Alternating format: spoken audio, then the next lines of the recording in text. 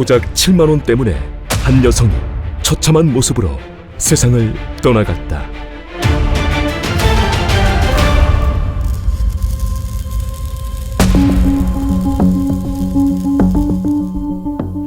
2014년 6월 10일 오전 11시경 강원도 횡성경찰서에 한 통의 신고 전화가 걸려왔다. 내용은 인적이 드문 횡성군 공급면 하천변에 포대자루 하나가 덩그러니 놓여져 있는데 그 포대자루에서는 숨 쉴 수 없을 정도의 악취가 나고 안에서 뭐가 새어나왔는지 일부가 옅은 검정색으로 얼룩져 있으며 또한 파리떼들이 꼬여 있다는 것이었다. 즉시 현장에 도착한 경찰이 포대자루를 살피게 되는데 두 겹으로 겹쳐진 포대자루는 윗부분이 노끈으로 묶여져 있었고 시간이 꽤 지났는지 일부가 찢어져 안의 내용물이 조금씩 나와 있었는데 놀랍게도 그 안에는 숨이 끊어진 지 한참 돼 보이는 사람이 있었다. 사람이 스스로 포대자루를 가지고 와서 그 안에 들어가서 숨질 리는 없으니 누군가 범행을 저지른 뒤 포대자루에 담아 내다 버린 것으로 의심되는 상황. 즉시 경찰은 인력을 총동원하여 단서를 찾기 위해 포대자루의 DNA를 채취하며 현장을 감식해 보았으나 소득은 없었고 워낙 외진 곳이었기에 방범용 카메라도 없어 단서를 찾기가 쉽지 않았다. 그렇게 경찰이 현장을 조사하는 동안 포대자루 안에서 숨진 이는 병원으로 옮겨졌고 즉시 검시가 이루어졌는데 그 사람은 숨진 지는 2달 정도, 150cm 정도의 신장, 흰색 티셔츠와 검정색 레깅스, 반바지를 입고 있어 여성으로만 추정될 뿐 부패가 심해 지문 채취도 어려웠고 지갑이나 휴대폰도 없어 정확한 신원 파악은 어려웠다.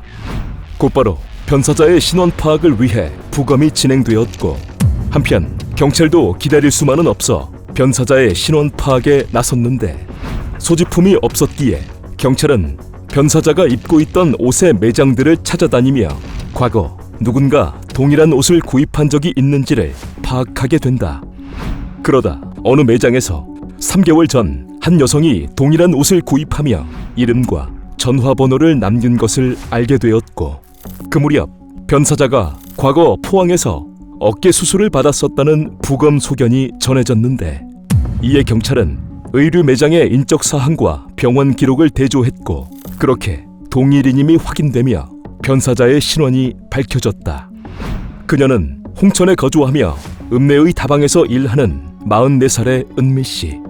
그녀는 2달 전인 4월 20일 외출한다며 나가서 집에 돌아오지 않아 가족과 다방의 주인으로부터 이미 2차례나 실종 신고가 되어 있었던 상황. 은미 씨는 어쩌다 그렇게 처참한 모습으로 숨져 있었던 것일까? 즉시 타살의 무게를 두고 수사를 이어간 경찰은 은미 씨의 돈 관계는 어떠했는지와 다방에서 같이 일하는 사람과 단골 손님들을 대상으로 탐문을 해보지만 특별한 점은 없었고 이후 경찰은 최초 실종 신고가 이루어진 4월 20일경부터 은미 씨의 휴대폰 통화 내역과 위치 등을 들여다보게 되는데 은미 씨의 통화 내역은 이러했다. 은미 씨의 휴대폰은 4월 21일 자정경 홍천의 한 마을에서 전원이 꺼졌고 꺼지기 2분 전 누군가로부터 한 통의 전화가 걸려왔었는데 이에 경찰은 다방 업주를 찾아 은미 씨의 전화기가 꺼진 마을 근처에 평소 배달 간 적이 있는지를 확인했고 업주를 통해 그 마을 인근에 사는 43살의 강 씨가 가끔 커피를 시켰다는 것을 알게 되었으며 이에 경찰은 강 씨를 만나 은미 씨와 어떤 관계였는지를 묻게 된다. 경찰을 만난 강 씨는 과거 다방에서 은미 씨를 알게 되었고 이후에는 집에서 커피를 시켜 마셨는데 그러다 외상값 3만 원이 생겼고 이후 은미 씨가 외상값을 받으러 가끔 집에 왔었으나 은미 씨의 실종 당일에는 자신이 외출 중이어서 만나지 못했다는 말을 전했다. 그럼에도 경찰은 강 씨에게 이런저런 내용을 물으며 수사를 이어갔으나 강 씨의 상황 때문에 용의자로서는 적합하지 않다고 생각했는데 경찰이 그리 생각한 이유는 강 씨는 과거 뇌경색을 알아온 자로 말도 어눌하고 행동도 불편한 지체장애 3급 판정을 받은 자였기에 혼자서는 범행을 저지르기가 불가능할 것이라는 이유에서였다. 그렇게 강 씨를 만난 경찰은 이어 휴대폰이 꺼지기 직전 전화를 건 최 씨를 만나게 되는데, 최 씨 역시 과거 다방에서 은미 씨를 알게 되어 가끔 연락을 하며 지냈고, 사건 당일에는 은미 씨와 점심을 먹은 뒤 헤어졌으며 밤에 전화를 건 이유는 친구들과 술 한잔 마시다 생각이 나서 한 것이라는 말을 전했다. 이렇듯 경찰은 다방면에서 수사를 이어갔으나 은미 씨가 발견된 지 열흘 정도가 지나는 동안 사건의 실마리는 쉽게 풀리지 않았는데, 그때 지체장의 3급의 강 씨가 유력 용의자로 떠오르게 된다. 이유는 탐문 수사를 하며 경찰은 차량 판독 시스템을 통해 은미 씨의 실종 시간을 전후로 그녀가 최초 발견된 하천변과 휴대폰이 꺼진 마을을 국도를 통해 오고 간 64대의 차량을 확인했고, 그 과정에서 강 씨의 친형 소유의 차량이 4월 21일 새벽 이동하는 것을 보게 되었다. 몸이 불편했던 강 씨가 형과 함께 범행을 저질렀다면 충분히 범인일 가능성이 있는 상황. 곧바로 경찰은 강 씨와 친형의 휴대폰 통화 내역을 조회했고, 은미 씨의 실종 추정 시간 이후부터 두 사람의 통화량이 급격히 늘어났음을 알게 되었다. 이후 강 씨 형제를 용의선상에 올려놓은 경찰은 은미 씨의 실종 당일 두 사람의 이동 동선과 통화 내역이 늘어났음을 근거로 영장을 발부받아 강 씨의 집을 압수수색해보았으나 별다른 점은 찾지 못했고, 그러자 경찰은 강 씨의 친형을 불러 조사하게 되는데, 그의 진술은 이러했다. 원주에 살던 자신은 4월 21일 오후 동생에게 아프다는 전화를 여러 차례 받은 뒤 퇴근 후 홍천에 있는 동생의 집으로 갔고, 그날 밤 아픈 동생을 병원에 데리고 다녔는데 늦은 시간이라 병원이 문을 닫아 어머님 집으로 향했고, 그러다 동생이 괜찮아져서 집에다 데려다 준 뒤 자신은 다시 원주로 올라갔다는 것이었다. 그런데 진술 중에 이상했던 것은 2개월 전의 일을 분단위까지 기억해 진술하는 점과 그날 밤 자신들이 여기저기를 다니며 고속도로를 통해 이동했다는 것을 굳이 강조한 점이었다. 여기에서 경찰은 2개월 전의 일을 세부적으로 진술하는 점, 그리고 국도를 통해 이동한 것을 경찰이 알고 있는 줄을 모르고 고속도로를 통해 이동한 것을 굳이 강조하는 거짓 진술을 두고 강 씨 형제가 유력 용의자라는 생각을 굳히게 된다.